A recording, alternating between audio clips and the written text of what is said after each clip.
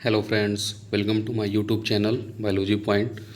दोस्तों, आज के क्लास में हम लोग डिस्कस कर रहे हैं और करेंगे बैक्टीरिया के कुछ बहुत ही इम्पोर्टेंट क्वेश्चन के बारे में, जो सभी कम्पिटिटिव एग्ज़ाम्स के लिए और साथ ही साथ टीजीटी और पीजीटी के लिए भी बेहतरीन इम्पोर्टेंट हैं। तो चलिए, टाइम को बिना वेस्ट किए सीधे अपने क्वेश्चन पे आते हैं। जैसा कि आप लोग स्क्रीन पे देख रहे हैं, प्लाज्मिड। बात करते हैं प्लाज्मिड की, जो कि बैक्टीरिया में एक एक्स्ट्रा क्रोमोसोमल मटेरियल होता है। तो उसके बारे में क्वेश्चन दिया गया है कि plasmid that imparts drug resistance is called as. Plasmid जो ड्रग प्रतिरोध उत्पन्न करते हैं वो क्या कहलाते हैं? तो वो कहलाते हैं हमारे आर फैक्टर, रेजिस्टेंट फैक्टर। बात करते हैं कुछ प्लाज्मिड जो होते हैं वो जीवाणु कोशिका में पाए जाने वाले एक्स्ट्रा क्रोमोसोमल मटेरियल होते हैं, जिसमें सर्कुलर डीएनए पाया जाता है। ये उस जीवाणु को विशेष गुण प्रदान करते हैं। ऐसे कई प्रकार के होते हैं। जैसे बात करते हैं एफ फैक्टर की, जिसको बोलते हैं फर्टिलिटी फैक्टर्स, और ये होते हैं फर्टिलिटी प्लाज्मिड। बात करते हैं टीआई प्लाज्मिड की, तो यो ट्यूमर जो होता है उसको प्रेरित करते हैं। और आगे कॉल फैक्टर्स होते हैं, वो विष उत्पन्न करते हैं, मतलब क्या बोलते हैं उसको, ड्रग के लिए हैं। और बात करते हैं आर फैक्टर की। आर फैक्टर वो होते हैं जो एंटीबायोटिक औषधियों से प्रतिरोधकता उत्पन्न करते हैं। ठीक है, तो चलिए अगला क्वेश्चन है, जीवाणु वर्गीकृत किए जाते हैं। RH विटेकर ने 5 किंगडम क्लासिफिकेशन दिया था, जिसमें उन्होंने बैक्टीरिया को मोनेरा में रखा था। ठीक है, तो यहाँ पे हमारा क्वेश्चन सही हो जाएगा, ऑप्शन सही हो जाएगा मोनेरा। ठीक है, अगला क्वेश्चन बात करते हैं टीआई प्लाज्मिड की। टीआई प्लाज्मिड पाया जाता है तो कहाँ पाया जाता है? देखिए दोस्तों, टीआई प्लाज्मिड जो होता है वो एग्रोबैक्टीरियम ट्यूमीफेसियंस में पाया जाता है। तो इससे हमारा ऑप्शन बी सही हो जाएगा। इस प्लाज्मिड का उपयोग जेनेटिक इंजीनियरिंग में वेक्टर के रूप में करते हैं, और इसमें प्राकृतिक रूप से नेचुरली दूसरे पौधों के कोशिका में प्रवेश करने और उसमें जो अपना जीनोम, उसके जीनोम से जुड़ करके डुप्लीकेशन करते हैं। उस जो होस्ट सेल में एंट्री करते हैं, उसमें ये अपना डुप्लीकेशन करने लगते हैं। ठीक है, तो चलिए इसका क्वेश्चन सही हो जाएगा option number B. Next question, question 4, plasmids हैं। अभी हमने आपको बताया कि जो प्लाज्मिड्स होते हैं वो extra chromosomal genetic material of bacteria के एक्स्ट्रा क्रोमोसोमल मटेरियल होते हैं। ठीक है, आगे देखते हैं क्वेश्चन नंबर 5, जीवाणुओं में गुणसूत्री आनुवंशिक तत्व से जुड़ा रहने वाला गुणसूत्र बाह्य आनुवंशिक तत्व कहलाता है, उसको क्या बोलते हैं? देखिए क्वेश्चन वही है, आंसर भी आपका वही है, लेकिन पूछने का तरीका बदल गया है। In a bacteria extra chromosomal genetic material integrated with chromosomal genetic material is called as plasmid. ठीक है, यही हमारा ऑप्शन सही हो जाएगा। अगला question number 7, gram positive bacteria के लक्षण हैं। ग्राम पॉजिटिव, देखिए बैक्टीरिया दो प्रकार के, एक ग्राम पॉजिटिव और दूसरे ग्राम नेगेटिव। तो उनकी स्टेनिंग की जाती है। तो जो ग्राम वैज्ञानिक थे उन्होंने उसको स्टेनिंग की थी। तो उसी में पूछ रहा है ये कि जो ग्राम पॉजिटिव बैक्टीरिया होते हैं उनका क्या कैरेक्टर होता है? Presence of teichoic acid, yes. High percentage of peptidoglycan cell, yes. Low percentage of lipid, yes, and all of the above. तो हमारा पे सही हो जाएगा क्या? टिकोइक एसिड भी प्रेजेंट होता है। एनसेल वाल में पेप्टाइडोग्लाइकॉन्स की भी बनी होती है, उसमें प्रतिशतता ज़्यादा होती है और लिपिड की मात्रा कम होती है। तो हमारा ऑप्शन डी सही हो जाएगा। नेक्स्ट क्वेश्चन, ग्राम अभिरंजन के लिए प्रयुक्त करने वाला अभिरंजक है। तो स्टेनिंग जो की जाती है, ग्राम पॉजिटिव बैक्टीरिया जो स्टेनिंग की जाती है, तो उसमें क्या यूज़ किया जाता है? उसमें यूज़ किया जाता है क्रिस्टल वायलेट का यूज़ किया जाता है। ठीक है, चलिए नेक्स्ट क्वेश्चन बात करते हैं, एक छोर पर bacteria having a tuft of flagella at one end are called as. जैसे ये आगे फ्लैजेला बैक्टीरिया हो गए, तो यहाँ पे बैक्टीरिया एक तरफ हो गया तो ए ट्राइकस हो गया, और मोनोट्राइकस अगर फ्लैजेला नहीं है तो ए ट्राइकस हो गया, अगर फ्लैजेला एक तरफ है तो मोनोट्राइकस हो गया। बात करते हैं अगर दोनों सिरे पर फ्लैजेला के गुच्छे, जैसे मान लीजिए इधर गुच्छे और इधर गुच्छे, तो ये हमारा क्या हो जाएगा? ये लोफोट्राइकस हो जाएगा।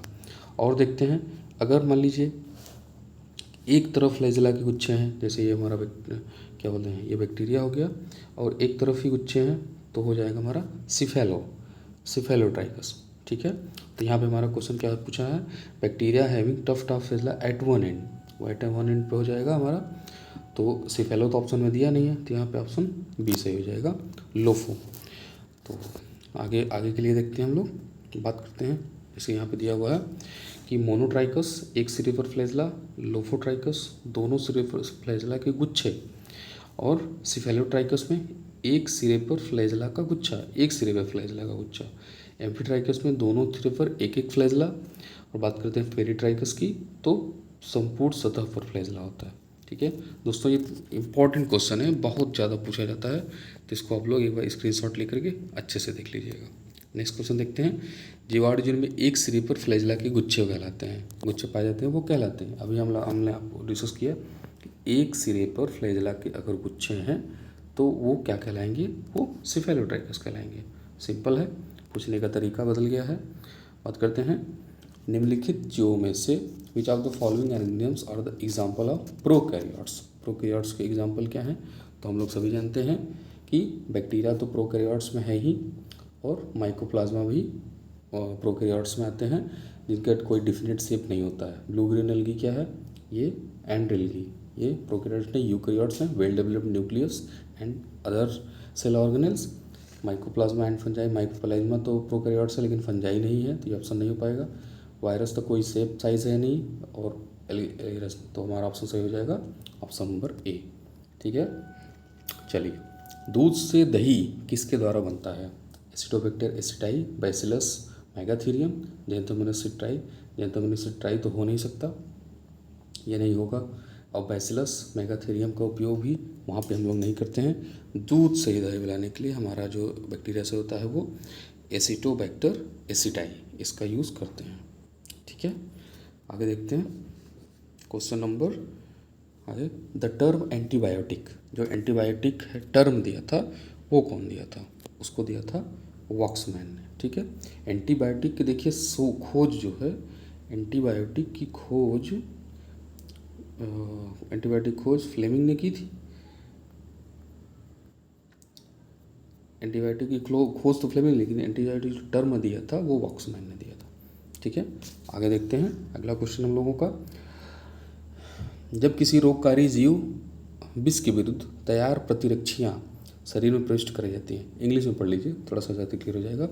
When antibodies prepared against a disease causing organism toxins are injected in the body, उसको क्या कहते हैं, आर्टिफिशियल पैसिव इम्यूनाइजेशन इसको बोलते हैं, आर्टिफिशियल पैसिव इम्यूनाइजेशन। बाकी ऑप्शन आप पढ़ लीजिएगा, लेकिन ऑप्शन हमारा सही हो जाएगा।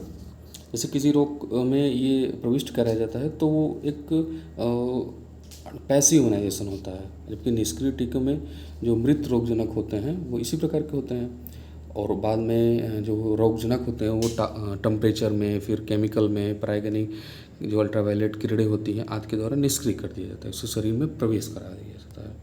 ठीक है, आगे क्वेश्चन देखते हैं। निम्नलिखित में किस रोग को टीकाकरण द्वारा नहीं रोका जा सकता, किस कारण नहीं रोका जा सकता, तो हमारा ऑप्शन हो जाएगा ऑप्शन डी, अमियोबियोसिस।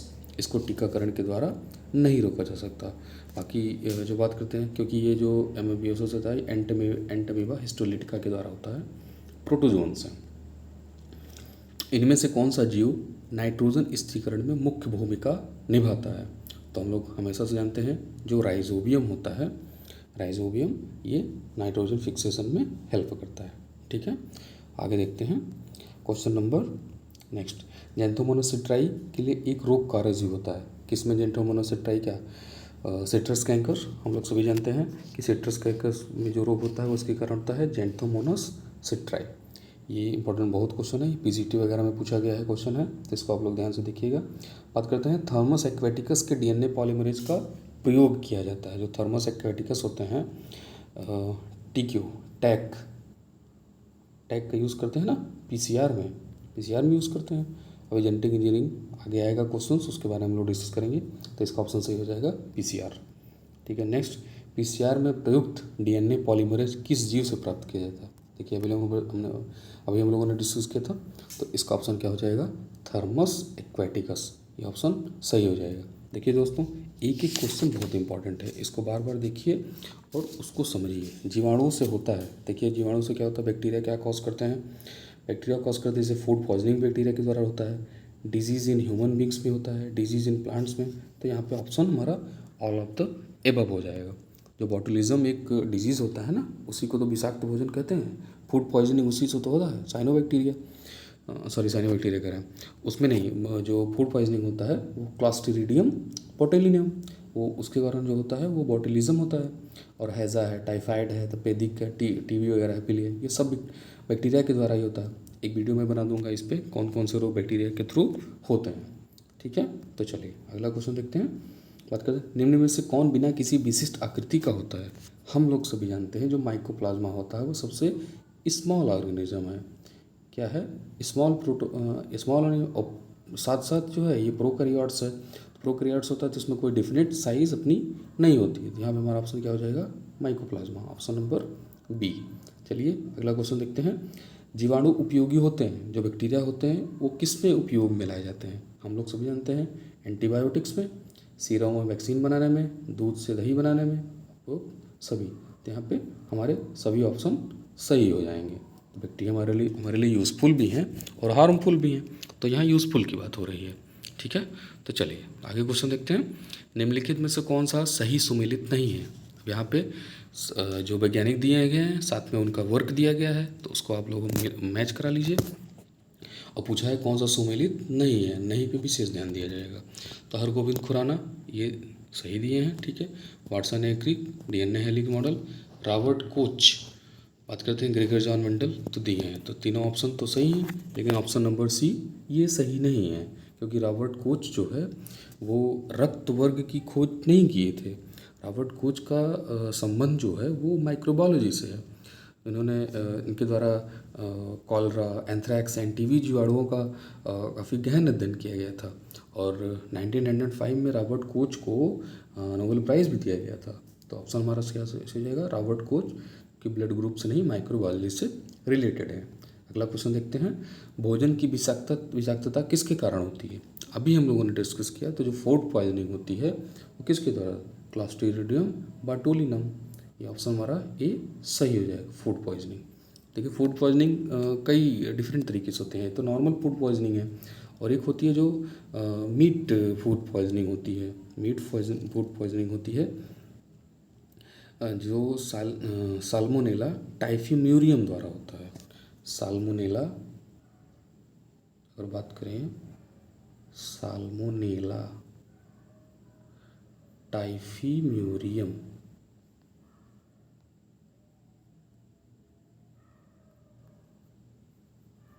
साल्मोनेला टाइफिम्यूरियम, इससे जो है मीट फूड पॉइजनिंग हो जाती है। ठीक है, चलिए नेक्स्ट क्वेश्चन। निम्नलिखित में से कौन सा रोग प्रोटोजोआ, जीवाणु तथा विषाणु से इसी क्रम में होता है। पहले प्रोटोजोआ से होगा, जीवाणु से होगा, फिर विषाणु से होगा। तो आइए डिस्कस करते हैं, थोड़ा बात करते हैं ऑप्शन नंबर फर्स्ट की। तो मलेरिया, गलसुआ एंड तैंद्रिक ज्वर जिसे बोलते हैं typhus, amoebiasis, polio and tetanus, sleeping sickness, diphtheria and hepatitis B. तो हेपेटाइटिस बी के बारे में हम लोग जानते हैं कि एक वायरल है, वायरल डिजीज़ है। स्लीपिंग सिकनेस प्रोटोजोअन से एंड डिप्थीरिया बैक्टीरिया से। तो हमारा ऑप्शन नंबर सी सही हो जाएगा। ठीक है, चलिए बहुत बढ़िया क्वेश्चन है दोस्तों, आप लोग इसको बार बार देखिए और बार बार समझिए। ठीक है, अब बात करते हैं अगले क्वेश्चन की। देखिए, तो इसको आप लोग बार बार देखिएगा। जो ये पीडीएफ है हम आपको प्रोवाइड करा देंगे, आपको लिंक में चला जाएगा आपके, वहाँ पे डिस्क्रिप्शन में हम डाल देंगे। आप लोग उसको बार बार देखिएगा, तो यहाँ पे आप लोगों को मैनेज हो जाएगा। ठीक है, अगला क्वेश्चन हम लोग देख लेते हैं। डिप्थीरिया हो गया, नाइट्रोजन हो गया, बैसिलस हो गया, एंथ्रोमोनास, सिट्राई, और पीसीआर में हम लोग यूज़ कर लेते हैं। जीवाणु से होता है, बैक्टीरिया कॉजेज होता है। और फिर अगला देखते हैं, डिफिनेट शेप साइज नहीं है, ये हरगोविंद खुराना, बोटुलिज्म के द्वारा होता है, प्रोटोजोआ के द्वारा होता है, प्रोपियोनिक बैक्टीरियम से प्राप्त होता है। हमारा अगला क्वेश्चन है, प्रोपियोनिक बैक्टीरियम से क्या प्राप्त होता है, बोटुलिनियम टॉक्सिन। ठीक है, तो ये हमारा बी, बोटुलिनियम जो टॉक्सिन होता है प्रोपियोनिक बैक्टीरिया जो होता है उससे क्या प्राप्त होता है। यहाँ पे हम लोग विटामिन B12 की बात होती है, जो प्रोपियोनी बैक्टीरियम होती है उससे विटामिन B12। एक्चुअली B12 का जो व्यापारिक स्तर पर उत्पादन होता है वो प्रोपियोनी बैक्टीरियम द्वारा ही किया जाता है, तो इस वजह से विटामिन B12 यहाँ पे सही हो जाएगा। बात करते हैं जीवाणुओं में श्वसन क्रिया का स्थान क्या होता है। जीवाणुओं में श्वसन क्रिया का स्थान मीसोसोम में होता है, बेटा मीसोसोम में होता है। एक्चुअली वहाँ पे जितने भी जो श्वसन की क्रियाएं होती है, जो रिस्पिरेशन वगैरह होता है, वो मीसोसोम पर होती हैं, क्योंकि मीसोसोम में इससे संबंधित एंजाइम पाए जाते हैं। और मीसोसोम जो है प्लाज्मा मेम्ब्रेन के फैलाव से बनता है। जैसे मान लीजिए बैक्टीरिया है, थोड़ा सा यहाँ पर देख लेंगे। जैसे मान लीजिए कोई बैक्टीरिया है, तो ये जो अंदर का पार्ट है यही घूम करके क्या बना देगा, ये मीसोसोम बना लेता है, यही जो है मीसोसोम बना लेता है। और मीसोसोम में ही डिफरेंट टाइप के एंजाइम पाए जाते हैं और वो रिस्पिरेशन करते हैं।